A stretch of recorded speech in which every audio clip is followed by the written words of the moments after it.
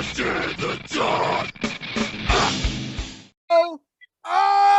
shit. What the fuck is going on, everybody? Welcome back to Lost in the Dark podcast. And we have some extraordinarily fucking special guests for you tonight. We got Philip and Andrew from Tyrant, local Lansing legends, fucking Tyrant in the fucking crypt tonight. We can never thank them enough for being on. Everybody be sure to check out their latest album, their first full-length debut from 2018 called The Pact, The Pact. The album is out now, 2018. Also, they released a new track earlier this year called Poison the Well on May 15th, 2020. Be sure to download, stream, like, share, all that shit for that stuff. And man, yeah, thank you, Aaron. There we go. Aaron's got us the fucking artwork. Beautiful. God, stunning artwork, which they apparently do themselves. We talk about that on this episode. Yeah, I didn't know that about them. Yeah, neither do I. We always like to ask people about the artwork because that's something that's very special to us. Look at this merch. Yeah. What's this website called, Aaron? It's like there we go. Tyrant.merchdirect.com. Everybody check this shit out because they have some tyrantband.com. They have a phenomenal website. They got merch, they got the bio, they got everything, and we cover the gambit tonight. We really had a blast. Now I do want to two quick disclaimers. One, we were having which we still can't explain because we're recording these intros and outros the same night. We did have some technical issues with Zoom. It kept kind of timing out on us for the first time ever. We've never experienced. We've used Zoom for 30 episodes now. We've never had an issue until tonight where it was just being weird. But yet now Aaron and I have just been sitting here chatting for the last hour or so, and we've had no issue. So maybe I did have to download a Zoom update earlier, so maybe that was a thing. I don't know. But we did have a little weirdness. So if it's a little choppy, if the vocals are a little choppy, if the vision's a little choppy, that's why, and we do apologize. But we are working it out. Yeah, it was weird. It's like one of the only times that's happened, and it was continuous. Yeah, it was kind of annoying, but yeah, I was glad we were, for the most part, we were, kind of worked through it. So it was still all good. It was definitely solid. And the other thing, I straight up, and I'm gonna mention this again on the outro because I feel so bad about it, that I straight up fucked up on. At one point in the conversation, I talk about something that Bobby said, and I say, and what did I say, Aaron? I said he was from Reflections of Flesh. Yeah. Yep, and that was bullshit, and I was wrong, and I'm sorry so much. I'm sorry, Reflections of Flesh. I'm sorry, Bobby, and I'm sorry, War, WOR, because that's what I was talking about. That's where Bobby from War. It's been a while. It's been a while. I don't really go back and listen to these episodes that often, as much as I should probably, but I do want to put a disclaimer out there before we even get into it that I do fuck that up. So when you hear me mention Bobby later in this episode, no, it's not Reflections of Flesh. It's from WOR, War, one of my fucking favorite bands going right now, and a band that very likely is going to make an appearance in our Filthy 15 list, album of the year list. So I just wanted to, I'm sorry, I had a disclaimer. We had a couple technical difficulties and I fucked up a name, but anybody that watches this show regularly knows I'm dog shit with names. So I was so close to saying something about it, but we moved past it so quickly, and I was it doesn't matter because I feel like we've said it 2 or 3 times about a couple different bands. But it's something that because it's something that he said that stuck with me so heavily that we have brought it up for more than one episode. But I just fucked it up this time, and I'm sorry. Bobby, if you're seeing this, War, Reflection of Flesh, I'm sorry, everybody. I fucking love you all to death. But yeah, I did want to throw out those couple disclaimers and just let you guys know, traders, check out all, oh my God, I just fucked that up. Tyrant. Dude, I'm not gonna lie. I'm gonna go into this. I'm gonna go because I didn't during the episode. I'm gonna go into this. I've been fucking this up all day. All day. I've been fucking up because I love this band called Traders. And I've been fucking up Traders and Tyrant all fucking day. It's Tyrant, everybody. Tyrant is what I'm talking about. And they are a local Lansing band. They're fucking phenomenal. Like, unlike, dude, and you and I have been in the Lansing scene for quite a while now. Nobody sounds like them. Nobody sounds like them. Yeah, they have a great sound. Yeah, it's been cool to. It's something I wish I would have got into with them on the episode a little bit, but and I guess we did. It was, we were talking about like the fact they were like a 3-piece for a little while and just kind of like the formation of it and stuff, and like it's really kind of been like them and like Recorruptor that I feel like we've been in the same area for a while, and like those are the two bands that I've seen like multiple like variations of over the years, and then like to kind of see like where they're at now, and like kind of all the member changes and like the style changes, because like that's I mean that was something that kind of struck me about the Pact quite a bit, is like a lot of the guitar work. That's what I was saying, a lot of it's very like kind of like more like modern thrash stuff, whereas I feel like their stuff earlier was a bit more like straightforward kind of rock stuff. But it's cool that they can that there's that kind of, and with making the point with Recorruptor, like they started off, I mean, from Blood Moon to Funeral Corridor, like they're just they're really two different sounding projects or albums from a band that I don't know, kind of like the same band really, and like it's I don't know, it's cool to see. I like seeing that evolution, and the fact that like they've, I mean, fuck, like, because they came around 2012, and that was when I had either joined or like we just started working on like Medica stuff, I guess, which is kind of around there. So we kind of like but like in the span of that time, like I've been in 2 or 3 different things since then, and so like I don't know, it's cool to me to see that like there's still bands that just kind of like keep going, and that just like there's always that progression, but it's never like, and that's the other thing is like I don't know, thought it was kind of funny about like the name change stuff, because like any band I've ever been in is like, except for Bog Race, that was pretty easy, but we already kind of had that. That was more Mike's idea. But yeah, like every band I've been in or like been a part of is like the name is the big thing. Like that's that's because that's like that's your brand. That's kind of like what you rest on and stuff. And everybody's got like a different idea for it. And so like, fuck, I think the first like before Medica, it was like, I don't know, I was in this band, like, high school band or whatever. We must have had like 4 or 5 different names. So I don't know, like, it's just, it was just cool. It was, I actually really enjoyed, this episode. I enjoyed talking to him, much as we did. Like I said, we've been in and around the same shows, the same places, like passed by or whatever, but just never really had that conversation or that, like, that connection or whatever. So it was cool to, just get into it. And the podcast has brought you together. And that's like, and you guys have been like around the same zeitgeist, the same like plexicon, the same scene. Yeah. Like for so long. I've definitely met Phil on more occasions than. And we've seen them. I've seen them before. I've seen them live before. I've seen them perform. And they fucking destroy. And they got some energy. Like they really, dude, they really do. You should check out the YouTube channel, because they got like a lot of like on the road videos and stuff like that are outstanding.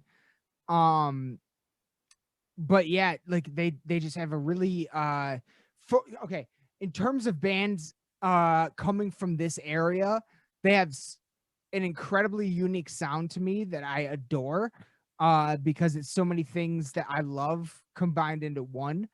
And I mean, yeah, they're just outstanding. And we have Philip and Andrew Winters, the brothers of the band, the drummer, the lead vocalist, and guitarist,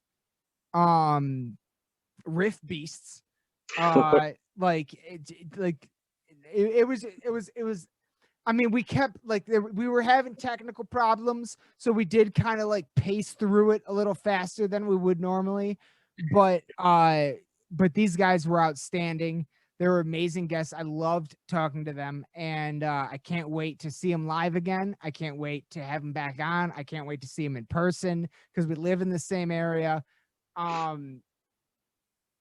can't wait to have him back on and talk more about the local Lansing scene and its evolution through the years, you know.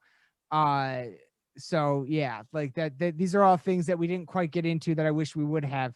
But we did get into quite a bit, and I'm very happy with this episode, and I'm just so thankful that they wanted to be on. So yeah, we can never thank you guys enough. And do you have anything else to say, Aaron?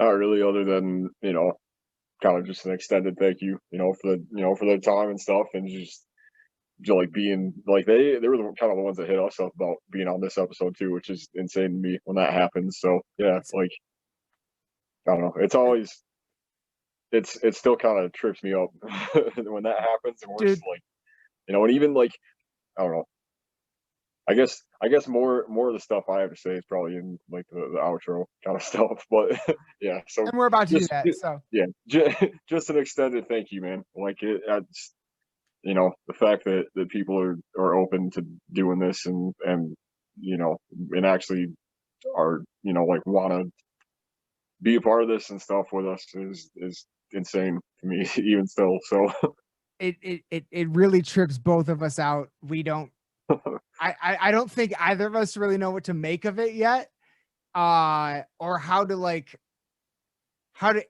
even appropriately react to it.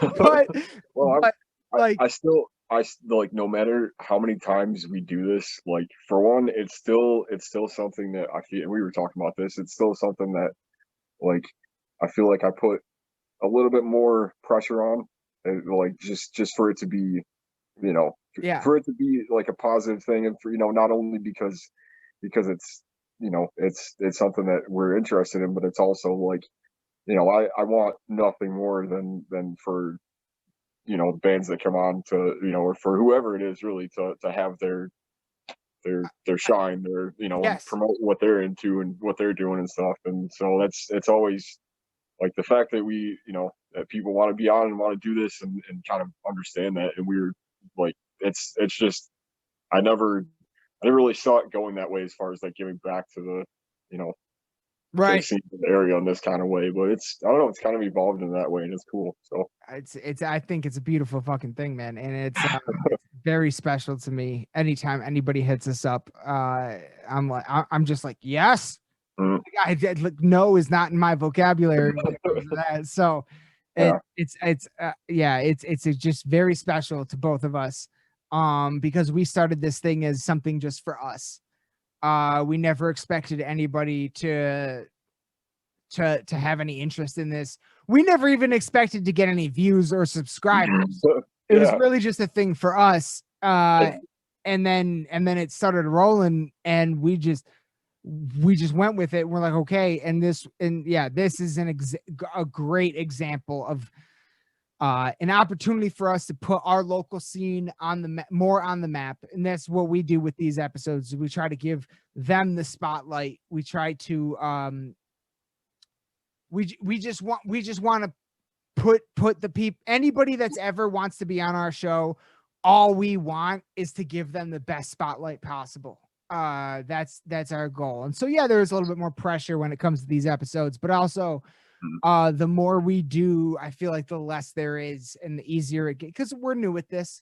And it's really like, yeah, it's more of a, this is just something that we love, and we want more people to see it. So we're just putting love out there, bro. Like that's all we're trying to do at the end of the day. We're just trying to positivity, fucking PMA, fucking positive mental attitude, fucking love horns and headbangs. That's what we're going for. So yeah, undeniably and unended thank you to Tyrant, and we cannot wait to have you guys back on again, and we cannot wait to hear they may have teased some things coming in the future, so we can't wait to hear that. But you know what, fuck it, man. Without further ado, let's dive into this one. Everybody please give a giant crypt welcome to Lansing's own Tyrant. Right on. What the fuck is going on, everyone? Welcome back to Lost in the Dark podcast, and we have some extraordinarily special guests tonight. Normally I say it's from a place from far away, but tonight it's a local for us, Lansing, Michigan. I believe you guys are from Lansing, Michigan, right? Yes, sir. We got Tyrant. We got Philip and Andrew from Tyrant from Lansing, Michigan. I'm like, so we've had, obviously Aaron's my co-host, so we're very close with Boggraith. We've had, we're very close with Recorruptor. We've had Recorruptor on many times, but besides those two, you guys are the first like Michigan bands we've even had on, honestly. So we are extremely excited to talk to you guys. Now you guys yeah, man. Hell yeah. And so you guys formed in 2012, correct? Yes, sir. I was 16 and he was 14. Yeah, 14. We were like I was finishing up high school and he just got started, but yeah. Holy shit, it's been a long time. Hell yeah. Which high school? I went to Hazlitt. Oh, Well, okay. we both went to Hazlitt. Okay. Yeah, I went to I was in East Lansing. Right on. Yeah, we went to East Lansing for a long time. And then we moved and we ended up in Hazlitt. Yeah. Hell yeah. Awesome. Nice. Yeah, awesome. I was gonna say I like it's kind of crazy you guys are still like the same kind of, at least like the two of you guys kind of kept with it consistent for the last, what is it, like 8 or so years, and it's been and like it was, I don't know, it's cool to like that, to actually have you guys on, be able to talk to you guys, because I know that like we haven't really played. I know that you guys played with like Aphonic and stuff. I think a couple of times. But there was never, so like it was, I don't know, it's just cool to, have you guys on and just kind of talk about some local stuff. And hell yeah, man. I mean, we're excited to be here. Oh yeah. Hell yeah. So you two are brothers, correct? Yep. Okay. And so how did Tyrant come together? How did you find the other members and you two decide to start doing this? You wanna start that? I'll clear my throat. Oh, okay. Well, we started, like I said, when we were just young teenagers, and we started playing like some generic like Metallica covers and like Slayer and shit like that. And we did like some band camp things, like rock camps with some local music stores, and then we decided to form the band like early on into our musical endeavors. And then we did a number of local shows, did some early touring, and then we found Tony. Well, Tony had been a longtime friend of ours prior to joining the band, and then we were a three-piece for a long time, and we came to a conclusion that we needed another guitar player. So first person to come to mind was Tony.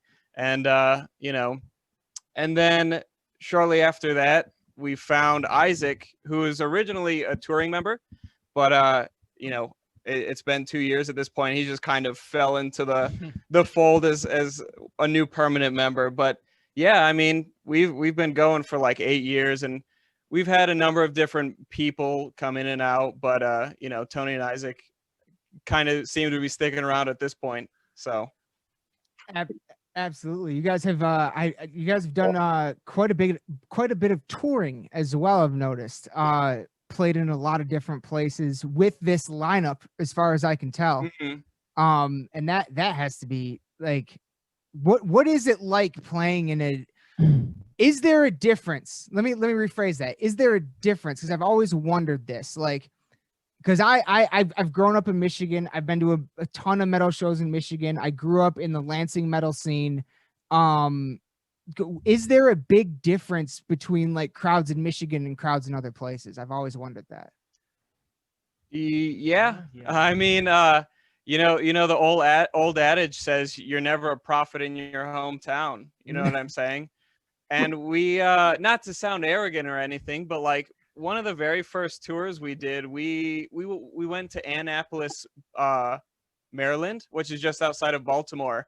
And we had never, mind you, this was our first national, you know, tour.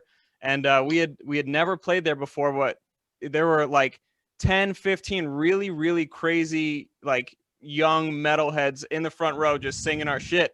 And we were like, okay, you know, this is fucking awesome. These guys have heard of us. They know our stuff. And, you know, it's rewarding because you get to meet a lot of really new and exciting people. And, you know, these people, a lot of times, especially if you're a relatively unknown band, I mean, and you go and play these new places, everybody had never heard, sometimes they've never heard of you, and, you know, you get a chance to just blow them away. So it's a lot of fun, man. Hell yeah. That's awesome. Do you guys, because like with your sound and stuff, do you guys get put with a lot of varying different like style bands and stuff, or is it mostly kind of like the same sort of style? Yeah. Or like, I guess like, what's your kind of favorite? I don't know, like, is there a preference as far as like, I don't know, playing with bigger bands that are like, I don't know, a little more like closer to your style, or is it kind of, has it always been more of just something that like kind of branch out a little bit?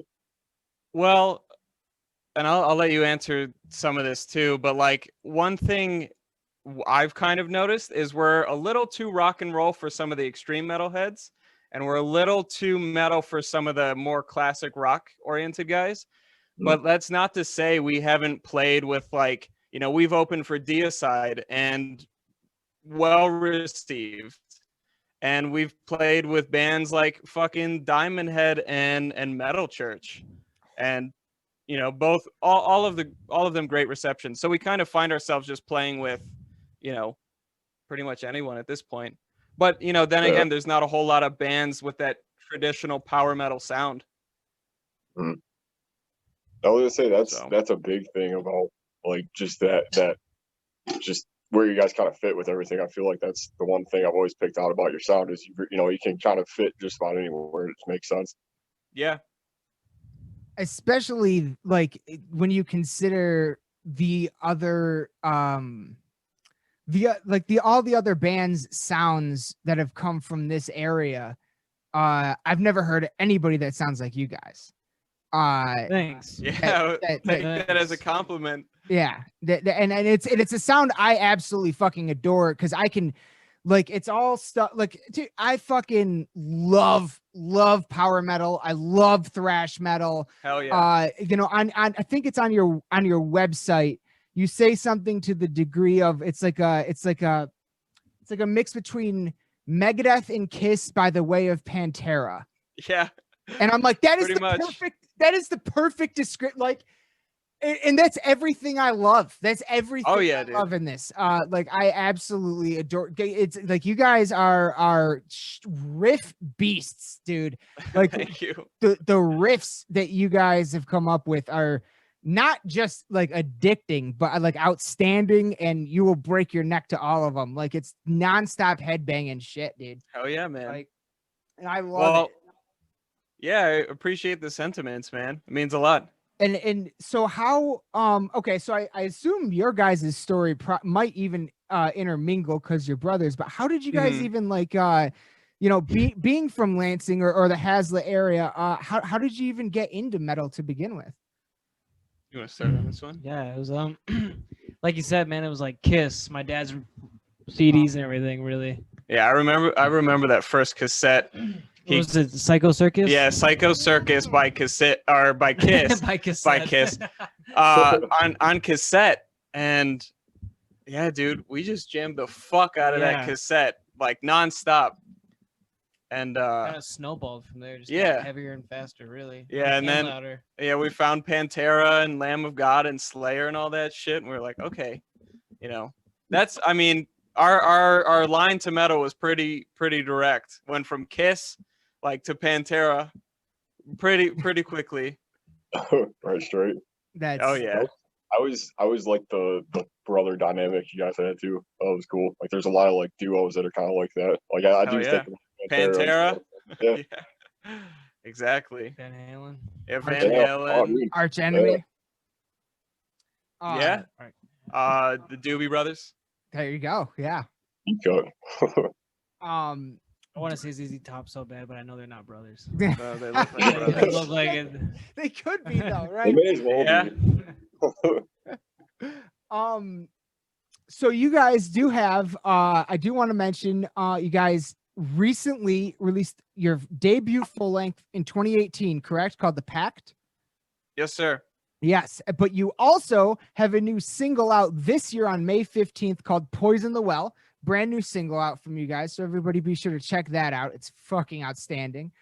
You guys have had like one thing that so Aaron and I are like we love to collect hard copies of the CDs, and Aaron's more of a vinyl guy than I am. Oh, yeah.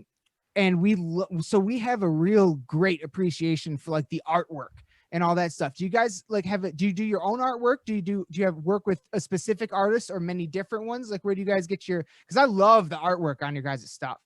Oh yeah. I mean, we do a lot of it in-house. Like I did, well, him and we worked together on like the debut album cover, and then you know, I conceptualized the cover artwork for Poison the Well, and like, you know, we use pieces of art and like sample from pieces of art that are like 500 plus years old, you know, all public domain at this point. So they're like, you know, ancient paintings of Satan like ripping people apart, or you know, the Poison the Well cover is a painting of Charon, you know, from Dante's Inferno. So, you know, we do everything in-house. We do our own merch, album artwork, all the graphic design and shit like that. But I think going forward, we're going to potentially branch out to some like real artists for some artwork. But yeah, man.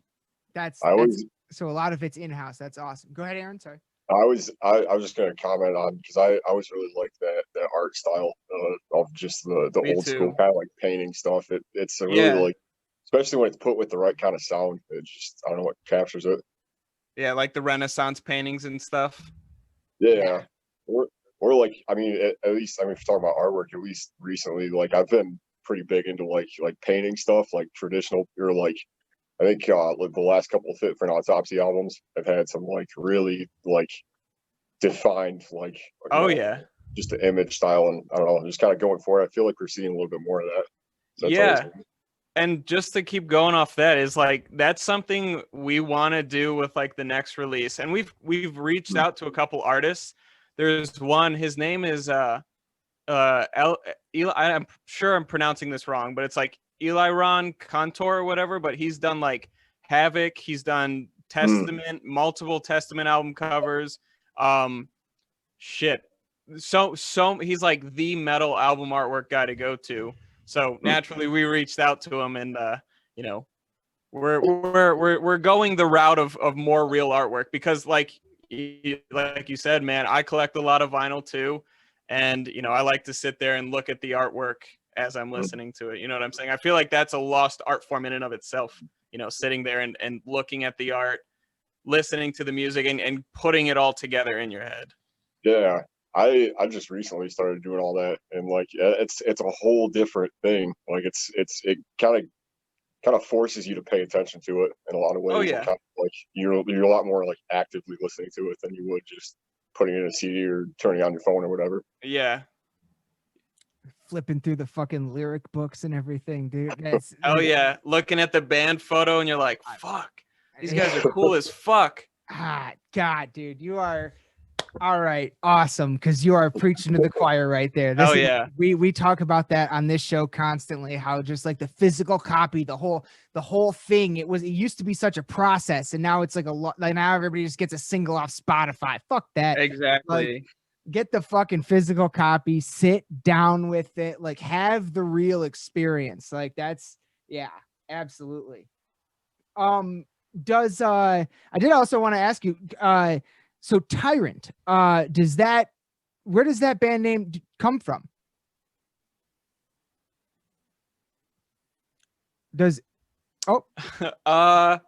That comes from some teenagers who thought it was a really fucking cool name. Hell yeah. Oh, are we still connected? Yeah. Yeah, you're coming in good. Going in and out a little, but you're good right now. Yep, it's all good. Okay. We got a notification that said our internet was unstable. Oh. But yeah, 16, 14-year-olds that thought it was a great name. And, you know, obviously there's another band with this name, but, you know, us as teenagers, we took it upon ourselves to, you know, do the research, search copyright and trademark. And it turns out there was nothing registered, live or dead, and we were like, fuck it, that's the band name. And so, you know, we own the fucking name, and that's that. It's just a cool name.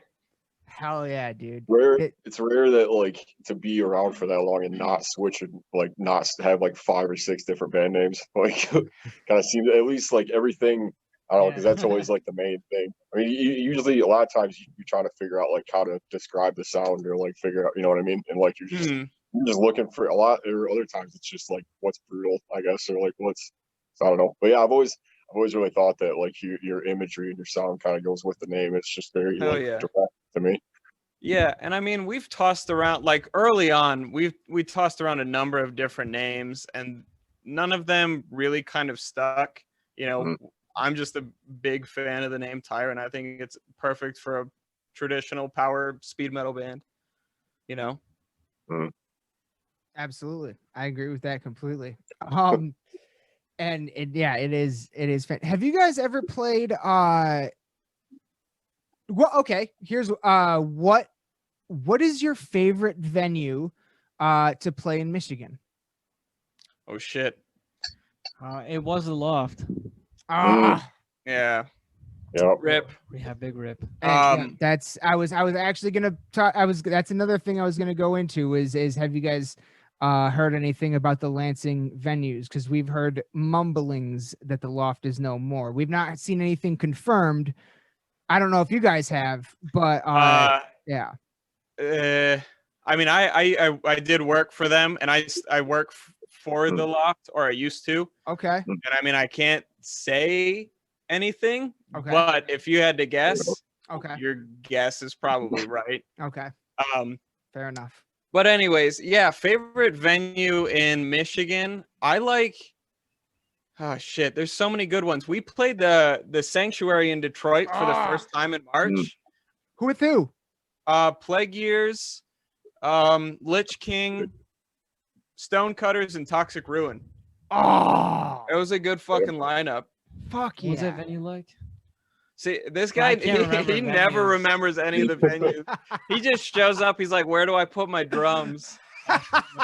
Yeah. But it'd be like that sometimes. Yeah. I don't remember the show, though. Yeah. But yeah, I like the Sanctuary, and the Music Factory is pretty sweet too. But, I mean, Lansing is just kind of struggling with you know, really good music venues. And, you know, not to say that Max Bar isn't fucking great. It's Lansing's staple for metal. Yep. But I mean, other than that, our choices are kind of slim. Yeah. You know what I'm saying? Yeah, especially, you know, Yeah, it's been slim for there was a point in time where we did have a handful. It was before it was still when I was too young to really start going to concerts on my own and everything. But I do remember, the Temple Club, and a couple other places. The Black and Moon. Yeah, Black and Moon. Oh, I did go to the Black and Moon. I did experience that place. That place was wild. But yeah, Uli's House of Rock was another one. I love Uli's, bro. That was Yeah. our stomping ground. Oh, fuck That was- yeah. That was our fucking. I live not that far from the old Uli's building, and every time I pass it, I'm like, God damn it! Right? So many good memories, and like it was perfect for like the Lansing metal scene because it was like decent sized, relatively good, setup, layout, stage, all that good stuff. But I don't know, man. Yeah.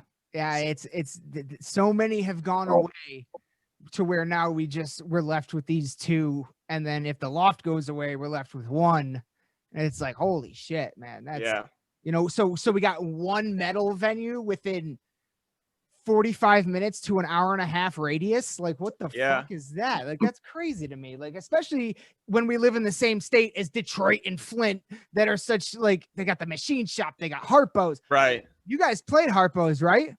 Yeah, that was when we played with Deicide. Dude, the stage is like 12 feet tall. Yeah. It's so fucking scary. Did you guys see that fucking? Okay, so before the band, I met Aaron when he was in a band called Medica, and before he joined Medica, I remember that band. Hell yeah. Before he joined them, I was like their fucking like merch guy, their roadie, whatever. And they played a show at Harpo's, and I got to be on the side of the stage filming them.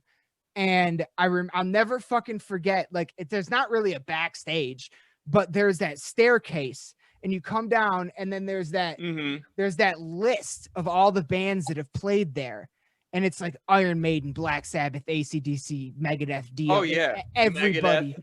Slayer. Fuck yeah, everybody. Like, man, I'll never forget that. That place is one of my favorite venues of all time, without question. Yeah, I mean, the Token Lounge is pretty similar in the terms of like just sheer metal legends that have like graced those halls. You know what I'm saying? Yeah. Oh yeah. It's fucking unbelievable. Absolutely. Yeah, absolutely. So what? The only place that's really close to it now, or like kind of similar, is the Music Factory. But as far as like the names and stuff, I really like the way that's all laid out, like all the names and stuff on the ceiling, and then like the stage layout and stuff. Plus, it just sounds really good. I mean, I would say it's in a big, like, they don't have that same like layout in terms of like displaying all the names and stuff, but in terms of the physical layout, I would say another one is the Machine Shop in Flint. I love that venue. I've seen so many incredible shows. Oh yeah, it's a great. Have you guys ever played the Machine Shop? Not yet, man. Oh man, we tried to get us on with Suicidal Tendencies, but they were like no other bands. And I was like, fuck. Ticket sold out in like 30 minutes. Wow. Man, I can believe that. And that's whenever shows finally come back, that's what it's going to be for a couple of years. Dude, I hope so. Everything's going to sell out so fast. What have you guys, so, I mean, now, of course, we've already talked about you guys have done more, I believe, more than one national tour. You've been to many different states. And now we're sitting here in a world where we can't do anything. So have you guys been keeping busy during the quarantine and the pandemic? I understand you might, I think I read you guys are working on some new music and new EP or something. Yeah. I mean, we've just been trying to create content to entertain, like we're working on a guitar playthrough for Poison the Well, potentially even a drum playthrough, just, shit to keep people occupied. But we've also been releasing like a bunch of different merch. And other than that, we're streaming on Twitch twice a week. Nice. And, all while writing a brand new album. Him and I see each other pretty regularly. but the other guys, they're either busy with work or family. And and obviously to keep contact to a minimum. But you know, him and I have just been writing a shit ton of new material and just kind of really taking our time with pre-production on these songs. So yeah, definitely trying to stay busy. Is it kind of like sort of in line with the stuff that's on the pack, or is it kind of going a little bit of a different direction, or is it? It's better. For sure. It's better. So I think personally, I think we did a lot of good on that album, but there's a lot I think that left to be desired. And you know, as an artist, you were most critical of your own stuff. But this new stuff, you know,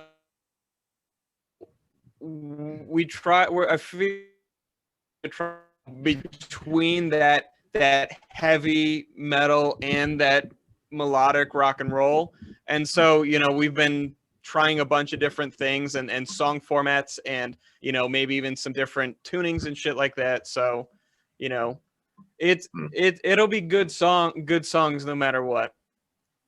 Sounds like it's a little more like free flowing, a little more experimental, kind of take a little more change. Yeah, and I would say even just a little bit heavier, not losing some of that, you know, melodic power metal. Like it sounds weird saying it, but like finding that balance between. Right. You there? We're back. But yeah, it'll be good. We're gonna take our time with it and hopefully have a new album out by July, August of next year. At least that's the plan. So. Awesome. I'm cool. Looking forward to that. I always like the fact that like you kind of start with, as far as like going back to the EP that you guys put out a little while ago, it was a little more kind of like a little more like straightforward, sort of like thrash stuff, and then like the pack, like there's stuff on it that reminds me of like Evil or like Testament or like even like some Warbringer type stuff. Like it's really cool. Yeah. Like that, just that expansion. Because like to me, I always found thrash metal to be cool. Like I feel like it's something that's always going to be around for everybody. And so like any time like anybody can find a different way of doing it or kind of like putting that spin on it is like I'm into it. So yeah, and I mean, you know, thrash has been done so many times, and we try not to redo it. You know what I'm saying? And he does a good job of keeping it fresh, because I feel, and this is my opinion, I feel like a lot of thrash gets stale because of drum beats. And you know, he's got a pretty fucking unique approach, I think. You know, I think he's falling asleep back there. But I was just thinking, like, honestly though, it's pretty hard for me to listen to like classic thrash, dude, because I get fucking bored fast. Yeah, it's hard for me to tell when a song starts to when it ends, honestly. Yeah, and well, that's dynamics. Yeah, you know what I'm saying. So I play what I want to hear, really. What so Andrew, what are your like in terms of I guess just in terms of drums in general, what are some of your more bigger influences? Fuck. It's Vinnie Paul for sure. Vinnie Paul, Travis Barker, and like Peter Criss. Really. Kiss and Pantera. Yeah. Oh yeah. Excellent. Hell yeah. No, it definitely can get quickly repetitive. That's for sure. Yeah. Yeah. But it is an element I love. And that's something we actually, another band we talked to, I don't know if you guys have ever heard of them. Oh shit. What was it? It was Reflection. Yeah. It was Bobby from Reflections of Flesh. They're down, I believe in fuck, I'm gonna get this wrong. It's either Pennsylvania or South Carolina, one of the two.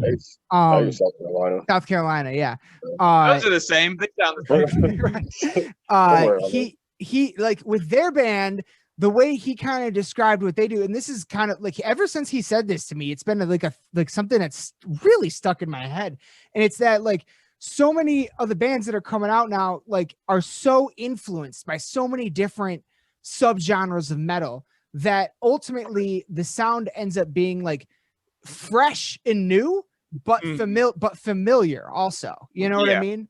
And so it's that element of familiarity and keeping it fresh and new that keeps it driving forward. And I got that, in spades from you guys. Like that really like really came through, because I was like it would go from one note that sounded like Megadeth to the next note that sounded like Pantera, and I was like, oh my god, this is awesome. Like this is like, oh yeah, it was just all of it, all so many different things that I love combined into one, and so fluidly and so married so well together. I think you do a really great job. we lost them. Yeah. I still got you guys. It was like Han Solo stuck in that carbonite. Yeah. I still got you guys. Check. Oh, he's stuck too. Oh shit. Check. I still got everybody. Oh no. We might be going out here. We got 30 minutes in though, so we're all right. Hopefully it's still recording. I know my screen is. All right. Sorry We about lost that. you. I know. I'm sorry about that, guys. I'm sorry it timed out on us. But we did get that. We did get a complete half hour, and I know you guys wanted to be out by 9. So I'll just wrap up with a couple more questions here if you guys are cool with that. I mean, don't feel rushed. I mean, he can stay Yeah, up I a got little. some questions for you guys too, man. Oh, all right, excellent. The interviewee Yeah, becomes about the to fucking interviewer. answer questions. So all right, I can't fucking remember what I was talking about, but I guess do you have any favorite albums so far personally for you guys of the year 2020? Because Aaron and I are here working on our album of the year list, so we'd like to ask everybody, you guys, because that New Testament album is fucking insane. Yeah, it's fucking good, man. What about the Trivium album? Oh fuck, dude. I don't know if you guys are into Trivium, but I used to listen to them in high school a lot, but I stopped listening to them, but they got me back in with this new album.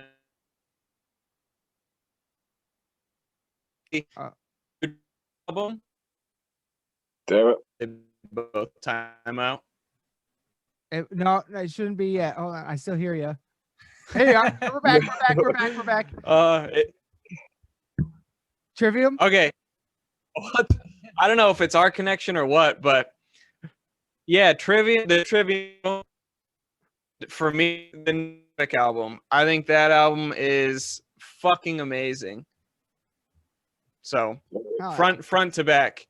And that, that was one of the albums I got on vinyl this year too. And I already said Havoc. Oh. But I was thinking of something else. Yashira, they're a heavy metal band from Florida. They just put out their second LP. Fucking amazing. Yeah. If you're into like really intense, like battering heavy metal, I would fucking check out Yashira. Hell yeah. Aren't they a 3-piece still? Or didn't they? Well, Did the drummer die? yeah, the drummer got killed in a car accident like 2 years ago. Oh, wow. And they just I think this year they got a new drummer and they put out this album, but it's fucking amazing. They played with Fit for an Autopsy at Max. Yeah. I think you guys weren't you guys on that show? Yeah, that was why that name sounded familiar. I was like, wow, I feel like I've seen them or like something's happened, but like, yeah, no, I started thinking about it. I was like, yeah, I didn't realize that they put out something new already. And yeah, I guess it came out like a week ago, and it's dude, it's fucking intense. Oh yeah, I did really like the one that came out before it too. They got a real like I don't know, like Converge kind of style, like super heavy drum, like fast, like hardcore kind of stuff. We'll definitely. I'm gonna definitely have to check that one out. Hell yeah! What about Andrew? Do you have any favorite albums of the year so far? Ooh. Anything that stands out? That new Ann Arbor album, Dude, that's or not EP. that good. No, that's not that good at all, man. He I love them, but it's not so good. Yeah. I mean, I don't know. One band, definitely not metal whatsoever, but they're called Stand Atlantic. They released some shit a couple months ago. It's pretty good. I enjoy that. Right. It doesn't have to be metal. That's for sure. Like we're Yeah, it's like punk though. It's like a pop punk sort of thing. Hell yeah. Hell yeah. Awesome. Because Into that. we're just always looking for new stuff to get into to add to our fucking album of the year list, for sure. Do you guys and this is for both of you, and you can answer it either way. In terms of going to a show as a fan or playing one as a musician, do you guys have a favorite like live show experience of all time? Oh fuck. I've been to so many shows, dude. Played so many and been to so many. That's fucking hard. That's a hard question. I think it would come down to two shows. It would be attending them. It'd be me seeing like one of my favorite bands ever. I listened to them for like 10 years and then I saw them and dude, I almost fucking cried. I was front row just like on the verge of fucking crying. And then when I saw Ghost for the first time, they started out with Square Hammer, and that gave me the chills, man. It was amazing. Shit. Well, now that you said something, I'd have to say my first Ghost show too, because I heard maybe like one Ghost song, and I was like, dude, I'm a fucking fan. And then I went to the show with my dad for one of my birthday gifts, like my 20th birthday, and they started with they didn't start with Year Zero, or it was at some point early on in the set, and like all the lights went red and it just started with that fucking Gregorian chant of demon names. I was like, what is this? Is like some fucking cult? Dude, it was so awesome. And yeah, I mean, there are so many good shows. I think one of my other favorite ones was seeing Polyphia at where was that? The Pyramid Scheme? The Pyramid Scheme. Oh, nice. That show, it was sold out, just like 400 like kids practically. Yeah. Like at this fucking show. And dude, the moshing there at a Polyphia show is like more intense than some metal shows I've been to. It's fucking unreal. They're still an instrumental band, aren't they? Yeah.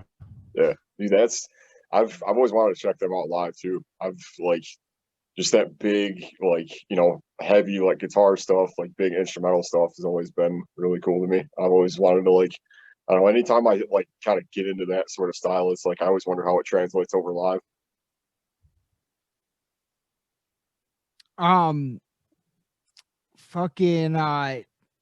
So like what another question I got for you guys. Yeah, I mean it was fucking awesome. Oh, sorry. I think we're on a delay. I was just gonna. No, you're good. Go ahead. You're good. Go ahead. Yeah, I was just gonna comment on that. Yeah, I mean, you would think it's a lot of studio magic on those albums, but then you go see them live, and I mean, they have like the backing track, what like if it's a synth or like sound effects and shit. But like Polyphia is so fucking tight live. Sounds just like the CD. It's fucking amazing. And I know I use the F word a lot describing that show, but damn, dude. Fuck. Fuck, dude. They were so tight live. Fuck so yeah. tight. It's always the best when you go to the show and they sound as good as on the album. Like it's like then you're bringing the thunder live. You know what I mean? And that's what's most important. Yeah. They got some of the catchiest guitar lines ever too. Like just stuff you just like get stuck in your head all the time. The best. Some of the best. So you guys and that's actually something Aaron just sort of alluded to is another question I had for you guys. So we got the drummer and we got the guitarist and vocalist here. So now normally when we have vocalists on, actually you're either the first, no, I think you're the second vocalist on that we've had that is also a guitar player. And I noticed in some of the videos and stuff, you're using a Mockingbird. I wanted to ask about your guys' gear. What kind of gear you guys like to use and guitars and drum setup and stuff? Because I'm a nerd for that stuff. I love guitars. Yeah, so my kit right now, I don't know if you can see it. We're kind of sitting in front of it. It's a Pearl Export. It's got 5 toms and all that jazz. It's white. It's beautiful. Very love it. technical. It's white and it's fucking Yeah, Yeah, it drums. looks like a huge pair of teeth, man. Yeah, some pearly whites. But I ultimately though, when it comes down to gear, it really falls onto the drumsticks, really, because I could play any set of drumsticks. I mean, any set of drums, but it's got to be like SD1 Generals from Vic Firth or my Vader endorsements. Yeah. Not Vader, XL. XL. I'm speaking about the future, man. I'm gonna talk it. It's gonna come forward. Well, I mean, I remember early on you played Vader a Yeah, lot. all the Vader time. drumsticks.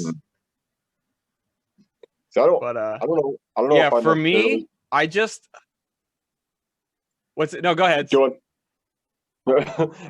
I was just gonna say I don't know if I specific like it's kind of like picks Yeah. I Yeah. wouldn't necessarily think that like pick size or like anything like that would make a difference, but like it's so I don't really I'm not like brand loyal, but I'd say like like 5Bs or something like just something I don't know. I like specific size and just kind of mess around with. But hell yeah. And you like what about like symbols and stuff? Oh yeah, I have I got some soul tone symbols right here too. Got the name. on it. Handmade Turkish Yeah, symbols. They're the jazz symbols actually they offer. So they're like super thin. Yeah, but I don't know. I think they got some really nice Yeah, like They fucking hurt your ears. yeah, they're very loud, but like they've got some nice high like bright frequencies. You know, they kind of sparkle a little bit more, I think. Yeah. What I was gonna say is recently, like in the past 6 months, I've kind of developed a bad gear habit. Buying a bunch of gear, and it's like we're not even playing shows. So currently, I use my BC Rich Mockingbird as like my main on-stage guitar. I love that guitar. Because I fucking love that guitar. It's so amazing. And like I studied classical guitar, and when I played the BC Rich, it felt the most like a real guitar to me. And I feel like some guitars, like metal guitars, they just kind of feel like cheap toys. So I mean, I love the BC Rich. I've got an Ibanez RG iron label or something. It's a good guitar. I just kind of wanted to try, a couple different brands and see what I like the best. But BC Rich is probably my favorite. And I've got a PV. Oh boy. Give it a second. We're back. PV, there we go. PV what? Yeah, PV 3120. Okay. And it's a nice high gain amp. But it's not like it's back there. Nice. That one right there. And then next to it is Tony's PV Triple X combo, and we've got two PV 6505 cabs as a backline. And but two pieces of gear I got this summer was an ISP decimator pedal, and so I mean it's just like top of the line fucking noise reduction. So like when we play super tight stops or tremolo picking, it'll kind of clean it up. Obviously I gotta play cleanly, but it'll cut out any of the hiss or like finger noises.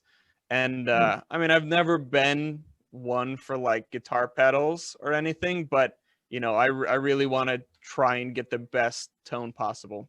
And I got a fucking $700 Line 6 wireless system. So when just sitting there, he's never used it, man. He's never used it. No, I've used it, but Oh shit. Oh, we're good. We're good. We're good. There we go.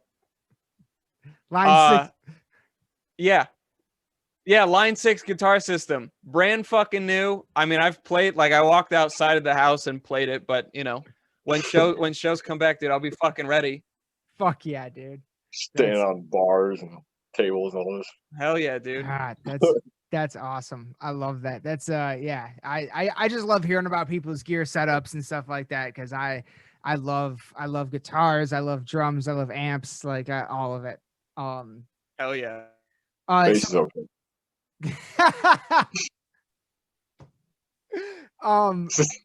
So Sorry, okay. You didn't say bass in there, so I just thought I'd put Well, something in there. Anyway. I'm a guitar player, so But you okay? So honestly, yeah, you guys, Andrew, you said you had some questions for us, I guess. Yeah, dude. How'd you come up with the name for this podcast? Oh shit, that's actually a good story. This podcast was founded by me and my cousin, who we started a little band together back in 2006 or 7, which no longer exists. But the first song that we wrote together was called "Lost in the Dark." And Nice. when we decided to start a podcast, we were trying to come up with names, and we were like, why not just name it after the first song we wrote together, and then we'll re-record the song and use it as our intro, which we still haven't done yet.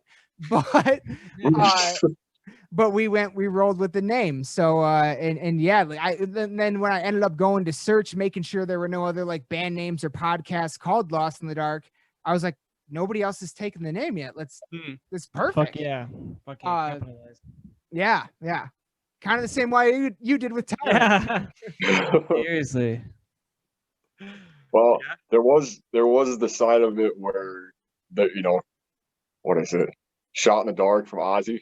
Yeah, that well that Or was, It's kind of a running joke, but yeah. Fear of the Dark by Iron Maiden. or that, yeah. Yeah, one of my favorite songs of all time. But no, when like 2 years ago, Aaron and I went to see Ozzy and Stone Sour at Pine Knob, and while he was playing the song "Shot in the Dark" live, it's when it hit me, and I grabbed Aaron by the shoulder, and I waited for the chorus, and I was like, dude, "Lost in the Dark," like I was like, yeah, this is the thing. It's like, how are we not thinking that yet? Right? It took us seeing him live to That's awesome. yeah, that's one of my I love that. And I almost do want to record like a cover. And now AC/DC has that new song called "Shot in the Dark," so we could do it with that too. Great album. We actually just did a thing about that album, and it's Nice. We are in love with it. And honestly, wait, did you have anything else for us?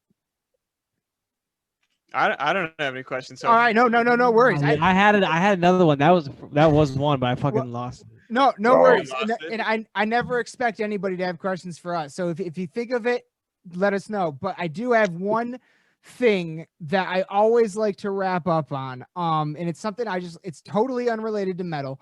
And it's just something, it's a side interest of mine. And it's just something fun I like to ask everybody about. Because another part of the influence for this podcast was listening to things. I don't know if you guys have ever heard of it. It's called Coast to Coast AM. It's the longest running AM radio show in history. And it's all about like paranormal UFO kind of shit. And so my question that I always like to ask everybody that's the first time on the podcast is, have you ever in your life had an experience that you would describe as paranormal? Fuck yeah. Yeah. Oh, absolutely. Please give me those stories. You want to do yours first? Yeah. I don't know. I would say paranormal sometimes mainly is just shit you can't really explain. Right. Like a coincidence, really. Like a really convincing coincidence. Yeah, like a really fucking convincing coincidence. Or I used to do some like ghost hunting shit with a couple guys that fell flat on its face, but I still had a great time. We saw orbs and stuff on the cameras, but we were using a spirit box, and the spirit came through the box and told us to fucking leave, and then we started hearing like crying and yelling out in the woods, and it was all part of the fable that if you hear crying by this, it's the legend of Seven Gables Road. Oh, dude. Yeah, you know that shit. Many times. I've been there many times. Yeah, we heard the fucking like crying, bro, and we booked it. We got in the car and peeled out of there. Yeah, dude. That's fucking weird. So yeah, you can't explain it, dude. It's weird. That is odd. I went down there. I've been down there a few times. One time I went down there in the day. The first time I ever went down there was in the daytime. And I was with a buddy of mine, and we didn't, like, part of the fable is you take a certain road to get to it. We didn't do that, but we crossed the fence, and I fuck with you not. We were using no equipment, and we got like 50 feet in, and we started to hear a baby cry, and we were both like, are you fucking serious? And then we looked to our left, and there's literally like just a dude standing there with a baby in a stroller. We're like, What the fuck? Really? the fuck are you even doing out here, man? Yeah, And dude. There's and- like cornfields out there. yeah, there's nothing. And we even asked him, like, have you ever heard of like the legends out here and stuff? And he's like, no, I've never really heard of any of it. And we're like, okay, whatever. So we just kept walking. It was real weird. But yeah, dude, I'm very familiar with that local folklore for sure. Oh, That's dude, a yeah, good- I totally believe it, man. I totally believe it. yeah, and I've definitely done quite a bit. My roommate and I actually we do a lot of ghost hunting. We like, because a lot of the place, not even like a lot of the places you see on TV, but even the ones you don't see on TV, you can get like just buy tickets for a lot of these places and then get locked in overnight. Like here in Michigan, there's the USS Edson, decommissioned Vietnam War battleship that's stationed out in Bay City. That's one that we've done. We've done the old Fort Wayne in Detroit. We've done the Stimson Hospital in Eaton Rapids. Really? Yeah. Really? With the melon heads? Yep. Yeah. Yeah, we've done a handful. The old mill in Dundee, Michigan. That was probably where we got the most. That in Fort Wayne is probably where we got the most evidence, really. But yeah, we've done a handful of that shit. And hey, quite frankly, we're always looking for new people to go with us. So if you guys are into this shit, man, Fuck yeah, dude. Yeah, We'll- Yeah. we'll let you know. I'll let you know next time we're doing one. And because it's literally just like us and maybe 2 or 3 other people, and we just have complete free roam of these locations from like midnight to 8 a.m. And it's Hell yeah. you can go wherever you want, do whatever you want. Nobody's around. Like you can just, yeah, it's a phenomenal time. Do you have any though experiences, Philip? Yeah, mine's a lot more like personal, I guess. So Okay. it kind of freaked me out even more. But I have this original Epiphone classical guitar guitar that my grandfather had, and he died before I got to meet him. Oh wow. But he used to play this instrument a lot, and I got it from my aunt, and I was playing it one night basement, and like the lights were off. I just kind of had like a couple lamps on or something, and I was playing it, and I felt something like behind me, like practically breathing into my ear, but it didn't feel like malicious or anything, and it just kind of like startled me a little bit. So I turned around, and I was legitimately freaked out because I thought somebody was like standing behind me, and I stood up to go get turn the lights on, and then as soon as I turned the lights on, I just got immediately like goosebumps all over my skin, and it was just kind of a weird daze it felt like I was snapping out of. It was fucking weird, and I'm convinced it was my grandfather. Whatever you want to believe, it is what it is. It But most definitely could have been. yeah, It was like, oh, look at him play. Oh, he sucks. I'm out of here. Yeah, but it was too convincing to be like, oh, that was nothing. Like I definitely felt somebody like right over my shoulder. Like when somebody's standing behind you. How many Yeah. senses do we have? Like 7 What? senses. 6?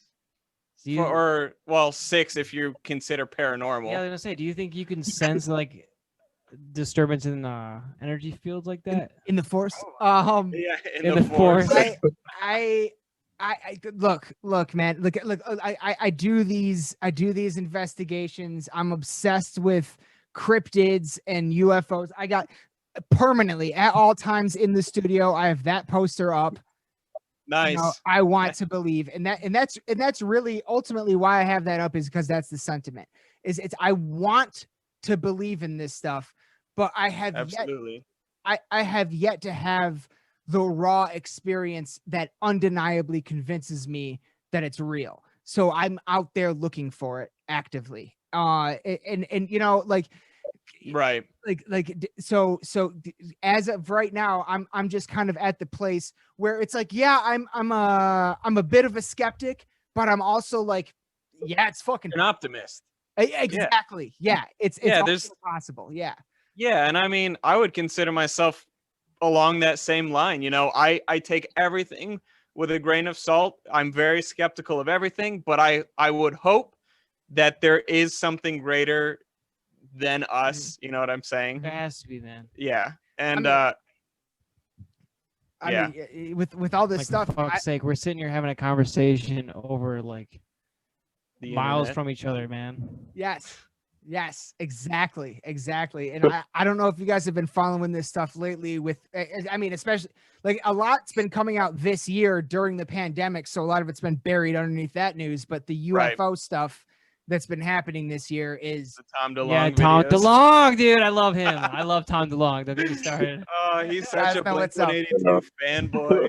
You guys know what's up. All right. And those metal monoliths disappearing. Yeah. I got no explanation. Like I don't necessarily think it's extraterrestrial, but I also cannot fucking explain what's going on there. Like I feel like it could have been a weird occurrence at first, but now people are doing for the meme. You know what I'm saying? Yeah, you know, that's kind of my thinking a little bit of it too. Like it's like now all of a sudden they're just popping up everywhere, and we just discovered the first one. Like what? Like I don't know. It's strange. That's a weird one though. It's kind of a fun, weird mystery. You know what I mean? Like it's fun at the very least. Yeah. So, I always kind of thought that, or as far as kind of go back to your story, as far as like getting just like there's a certain kind of like energy around like just things that used to belong to people that are. And I've always kind of been pretty fascinated by that as far as like, you know, like, or some people finding like pennies places or finding like just different stuff. I don't know. I just feel like there's something to that. Oh yeah, absolutely, man. And like, you know, if you ever go thrift shopping and you buy something, sage that shit or like smudge it when you get home, because like you never know what the person who had that coat was like before you. You know what I'm saying? I remember I bought some shoes and I took them home and I found blood all over them. Yeah. I didn't even notice it until I brought them home. Concerning. Yeah. But yeah, man, there's energy gets attached to everything we touch, use, think about. That's how I think ghosts are. And I mean, it's residual energy, really. Yeah, and I like because I'm also someone that's very like I want to explain everything I want to be able to explain everything scientifically. Right. And it's like even though I can't explain that totally scientifically yet, it's like it seems like there's enough evidence for that to be a thing. You know what I mean? Right. Like it's just too much evidence. Like for me. Absolutely, dude. So yeah, man, that's that's just one of my favorite. I always love to ask people about that. Cause you know, in my experience, in talking to new people and stuff on this podcast, it's typically like 50-50. Like 50% of the people are like, nope, nothing's ever happened. And then the other 50% are like, oh yeah, I got something for you. So I love it. I love that stuff. I also do feel like a lot of it's psychosomatic as well. Like if you don't believe in it whatsoever, you won't even see it. Like there's a lot of ghost reportings that were back in like Victorian era because people weren't on their phones and the computers. They were like very distracted. They were just reading books, drawing, sitting there, and they were more likely to see a ghost. Yeah. Or maybe they were hoping to see a ghost. Yeah, that's or it. Hear a ghost. Or drinking absinthe or something. And getting prescribed cocaine for the ghosts in your blood. Yeah, you got ghosts in your blood. That's a different kind of ghost paranormal experience, but oh, there's a ghost, and I'm on mushrooms. Woo! And then I mean, I would even say that's very true. But I would even say there's like an adverse to that in that like now I feel like we're getting like with the accessibility of cameras and technology and voice recording, we're getting more and more footage of videos. Yes, it's easier to be faked, but God, man, with the amount I've seen, like, do I really think that many people are sitting there? Because look, I know how much of a bitch it is to simply edit a podcast episode. To edit an actual video thing where you're faking something crazy, like that's a big pain in the ass at the end of the day. So are that many people really putting that much work into it? You know what I mean? To faking stuff, you know? I don't know. Maybe, but maybe not. Like, so I don't know. I watch a lot of No, TikTok makes it pretty easy now. Okay, well, yeah, that's true. That's true. But I do watch a lot of these like top 15, you know, whatever videos of cryptids or ghosts or UFOs or whatever. And you know, most of them I'm like, bullshit. That's this guy, dude. Nuke's top 5, man. Oh yeah. That's Yeah, you like Nukes? Yeah, oh dude. yeah. Oh yeah. You watch his recent video that he posted yesterday? Yep. I watched it earlier today. Did you see that Fucking thing where that nerds. dude was in that little fucking shack out in like Eastern Europe, and that silhouette came into that curtain, and then it just left it? My roommate is actually a big fan of that guy's channel, that Russian guy who like it was a cursed house that he found because like some Russian mushroom pickers told him about it or something. Yeah, dude, like I can't remember his fucking name because it's Russian. But yeah, no, that guy, look up his channel, dude. Like go back to the Nukes top 5 and check out his channel because that guy, look, man, look, he's either faking everything or he's gotten the greatest evidence I've ever seen in my life. Like, unbelievable. Yeah, I think he has to be some of the greatest evidence because he's already going into some really desolate places. I doubt he would be faking it. I just don't know how you would. Unless you set so many strings up on fucking pulley systems and shit. I don't know. Or he has like a team of people around him digitally, maybe. Yeah. I don't like it. Put it this way, to fake what he's capturing would be a pretty significant effort when you consider like how much money can you really make off a YouTube video? You know what I'm saying? Like, yeah, it would have to be CGI at that point, man. Like Yeah. that one video I saw. There's just no way you could fake that. right, Like you would have seen legs. right. I know exactly what you're talking about. Yes. It's crazy. No, I love Nukes top 5. Chills, top 15s. Those are a couple other ones. Look Now Chills TV is another one. Yeah, there's a handful of great YouTube channels out there for Franco TV. Yeah. Yep. I love Franco. Yep.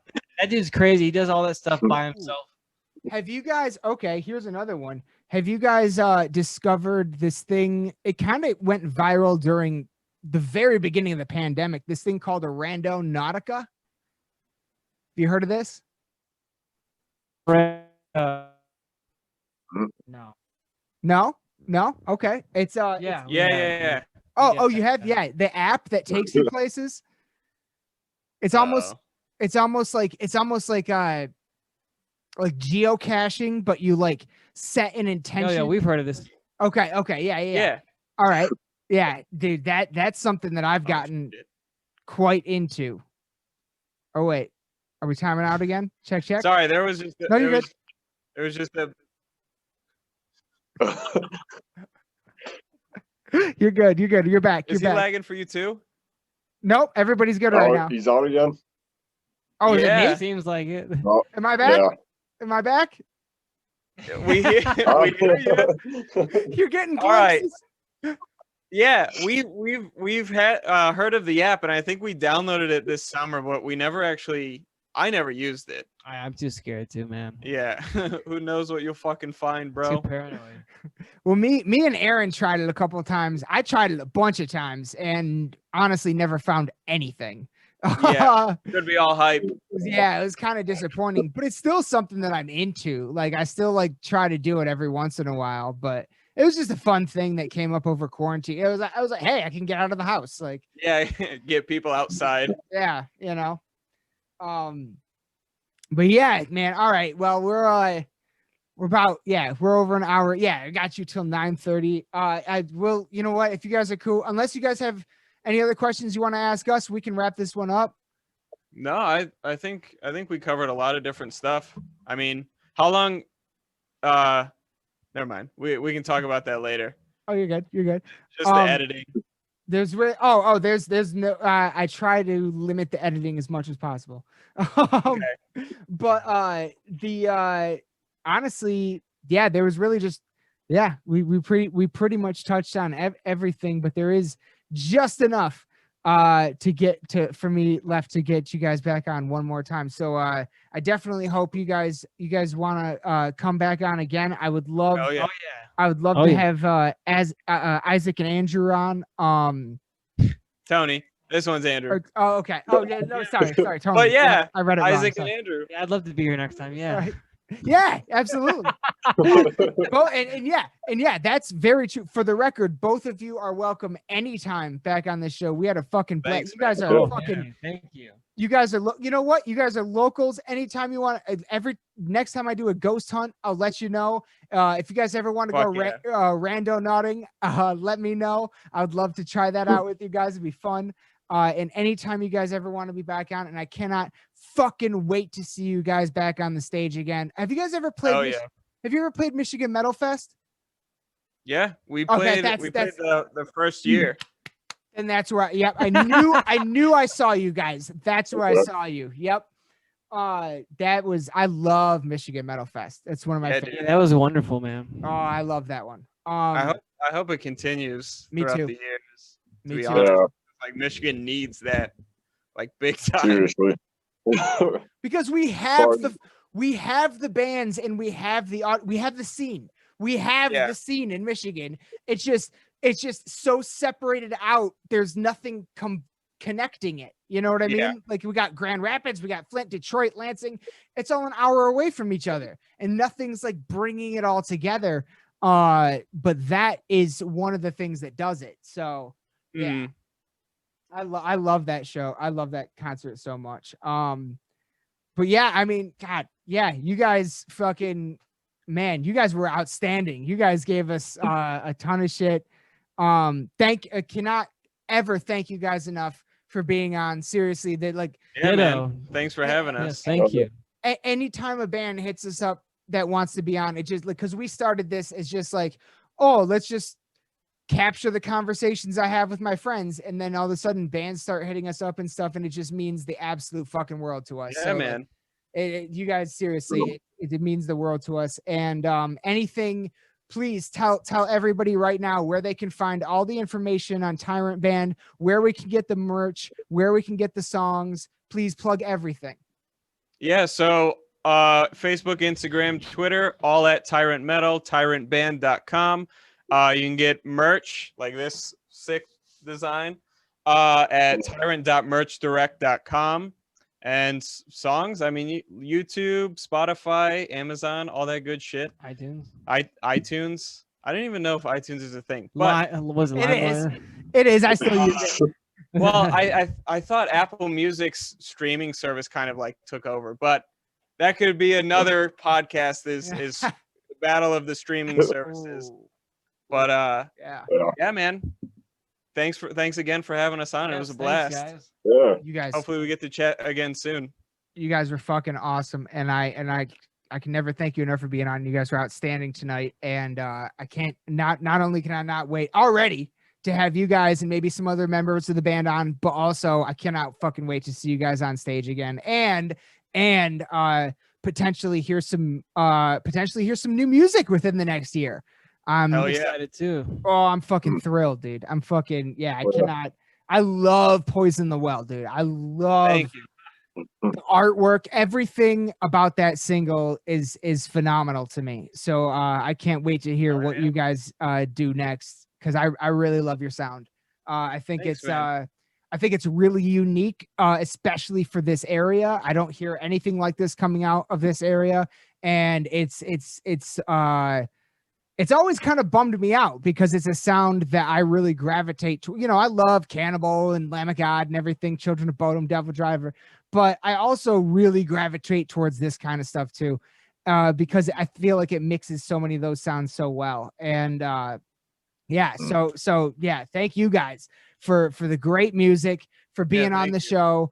And anytime you ever want to be, if you're just fucking bored and you want to shoot the shit, if you want to come on, promote something, anything at all, you guys are more than welcome back on anytime. And we'd love to, next time you guys, God, next time you guys have a fucking show in Michigan, we will be in the audience. Bring in the party. Yeah. Bring in the party without hesitation. So Hell yeah. we'll be there. We'll be there, and we can't wait. But we Right on, definitely, but you know, in a world where that possibly doesn't happen until for another 6 or 7 months, we'd love to have you back on before then too. So anytime you guys want, just let us know, because this was a great time. You were speaking about a whole one syllable every second right there. Well, I Okay. think I got the gist of what you said, but yeah, hopefully soon, man. We haven't played a show in almost a year, and it's fucking getting to us. So Yeah, it It's sucks. been Yep. close to 2 years on my end, so I'm oh feeding shit, for sure. Rip Aaron. Yeah, right. A Tyrant Bogwraith bill would be the mad Let's notes. do it. That would be the mad notes if you guys played together. I would love that. Oh my Yeah, god. dude, let's That'd be sick. I'm surprised we haven't at make this it point. happen. I mean, I miss Julian. What's Yeah, that? dude. Yeah, hang on, that's right. Didn't you guys record the single at Marshlands? Yep. Oh. Yeah, Julian, he recorded and engineered it pretty much, did the editing and all that shit. And he's great to fucking work with, man. He knows a lot. He's really He's a cool guy. and he wasn't really afraid to, just kind of tell us like, yo, Philip, do that line again. I'm like, all right. And it's always appreciated. So it was a pleasure to work with him. Yeah. Hell yeah, dude. Anytime we do like drum recording stuff or anything like that, it's always just a real smooth process, like just super easy to Yeah. put it all together. So That's great, man. I'm glad you guys had that experience, because yeah, Julian, I went to high school with him. He's a great guy and a great musician for sure. So I'm glad you guys had a good experience with him. That's awesome. And again, once again, everybody, that single is called Poison the Well, and it came out May 15th, 2020. Everybody check that. And the album, The Pact Out, which came out in 2018. Everybody check both of those out, and check out all things Tyrant, please, because these guys are fucking phenomenal, and they will bang your fucking head off your neck. So get to it, and be sure to keep an eye out for them live. Yeah, literally. Yeah. Be sure to keep an eye out for Oh, gee. for new music, new shows, and everything coming soon. But yeah, once again, guys, thank you so much for being on. Yes, thanks. Thank you, thanks to the Burton. both of Thank you, man. Aaron. Yeah. You guys, Oh, yeah.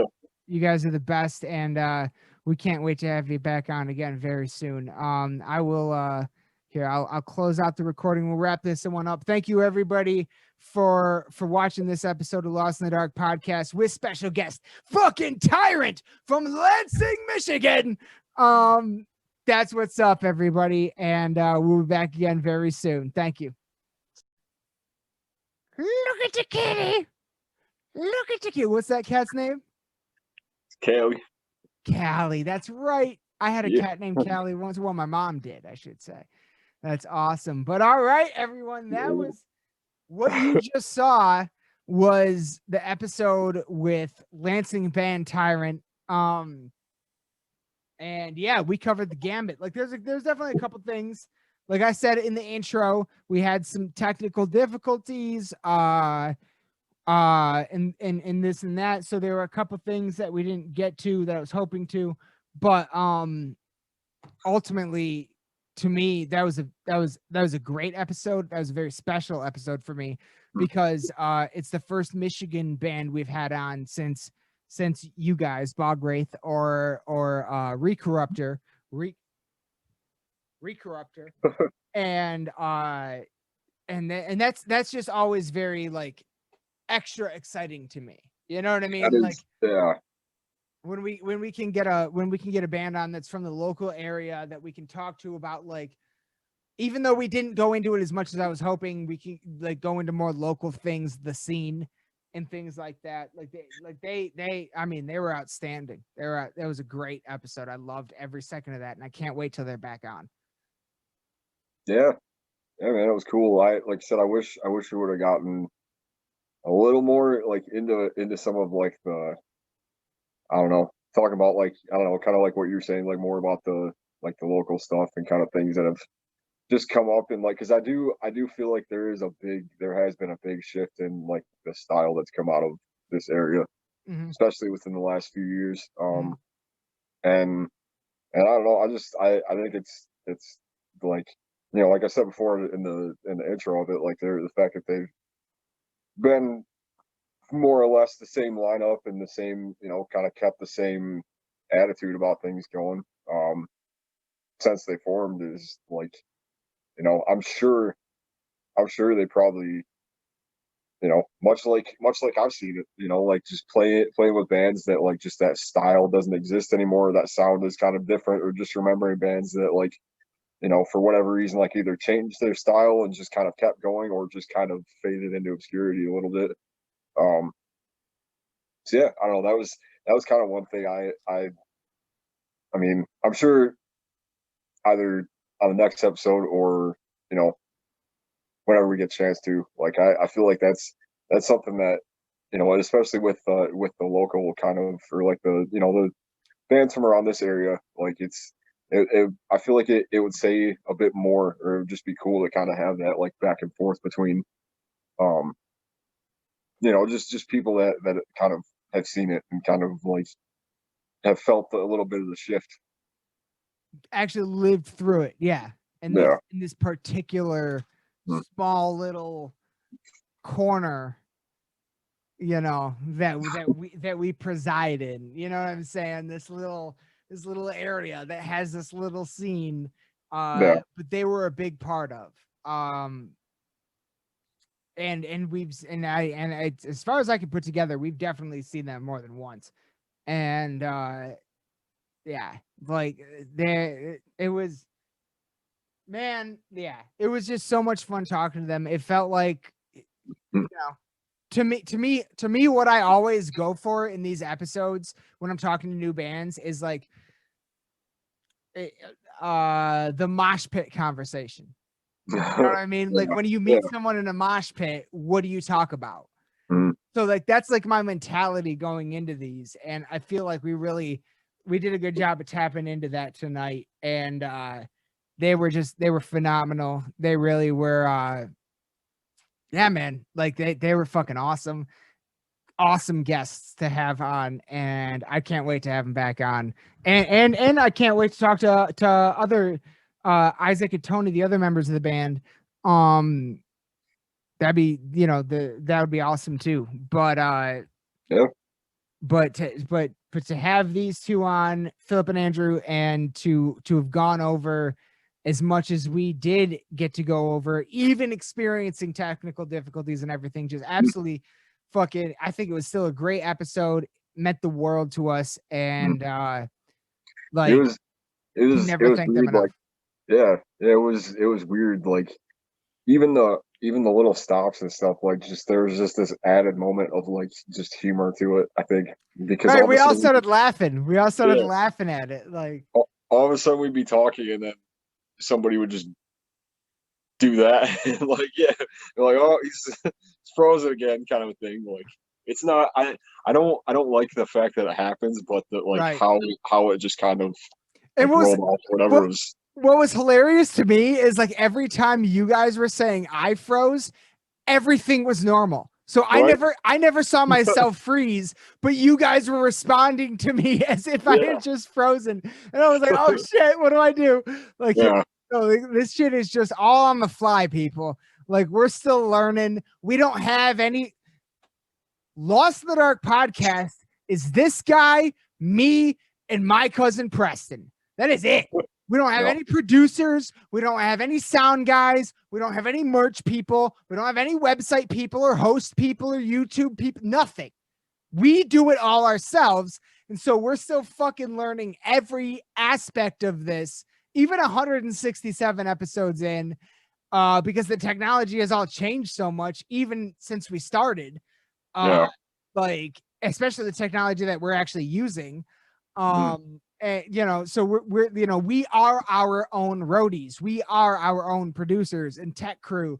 So like, like we're going to have, time to time, a little an occasional hiccup like this is very possible, but I feel like we pulled it off. We pushed through, and we did have backup plans if it got too bad. So you know, there's all of that involved, and yeah. So you know, you guys are seeing this raw, fresh DIY till you die, unedited, like just. Like, if anybody out there is trying to get inspired to start a podcast, start here. Never edit. Just put out an episode and just go. Just fucking go. Just start it and don't stop it. Like, that's what it, like, that's like, it's a train. It's momentum. And, you know, it's a very unique art form. That I don't think either of us really understand yet, but we're 167 episodes in here, bro. So I feel like we're getting there. We're starting to get there, maybe a little bit, at least a little bit. We're starting to get there a little bit. We don't have as much dead air as we used to. Yeah. Jeez. Yeah, it was rough. I mean, it still is, but I think now it's gotten a little. Things flow a little better. Exactly. Yeah. We figured out the flow. That's exactly what it is. And we even had the fucking curveball of COVID thrown at us, and I feel like we have turned that into an advantage. So yeah. It's been a ride, but thank you again so much, Tyrant. You guys were the fucking best, man. You guys were phenomenal. We had so much, and we want to talk to you about so much more. So please, we can never thank you enough for coming on and hitting us up. And please, we hope you want to come back on again in the future. And as I promised, if I ever go randonauting or ghost adventuring again, I will be sure to hit you guys up, because we're always looking for people to do that with. That's the more eyes we have, the better. So that was awesome how into that they were. I loved that, dude. That was great. That could have like spun off into like another hour long conversation. Easily, dude. Easily. Especially when as soon as he said Nuke's top 5, I was like, are you kidding me? Like that was the shit. So but once again, real quick, I do want to mention I did fuck up. In case you forgot from the intro, I did fuck up in the episode. I said Bobby from Reflections of the Flesh. It's Bobby from War that I was quoting. I'm so sorry if there's any of them are seeing this from the bottom of my heart. Like, I'm so sorry I got that wrong. But I'm dog shit with names, and I'm sorry. But I love all of you. And yeah, that, I mean, really, that's be sure to check out all things Tyrant, their new album, The Pact, the PACT, which was released 2018, and their newest single, Poison the Well, out on YouTube, Spotify, and iTunes, which is out May 15th, 2020. Be sure to stream, download, like, share, all of that shit. And be sure to check out tyrantbandofficial.com. Is that website one more time? Yep. Check out their website one more time to stream their music and get their merchandise. Every fucking band that you love right now needs support. So get a fucking t-shirt, get a hard copy. These are the things that we love the most. So yeah. You want to wrap this one up? Yeah. All right. I got no update. All right. And that's going to be it, everybody. Thank you again so much to Tyrant for being on. You guys are the fucking best, and we can never thank you enough. But Aaron and I, all we can do is hope that Tyrant and all the viewers enjoyed doing this episode as much as we did, because we had a fucking blast. In a world of no concerts, this means the world to us. That we get so much of a charge out of this is insane. So thank you all Thank you, Tyrant, for being on. Thank you all for watching. And as always, you know, it's the end of the year. We got a lot more fucking coming. But until then, raise your fucking horns. You know what time it is? Oh, you know what time it is. Bang your heads. We love you all to death. Good night. Rah!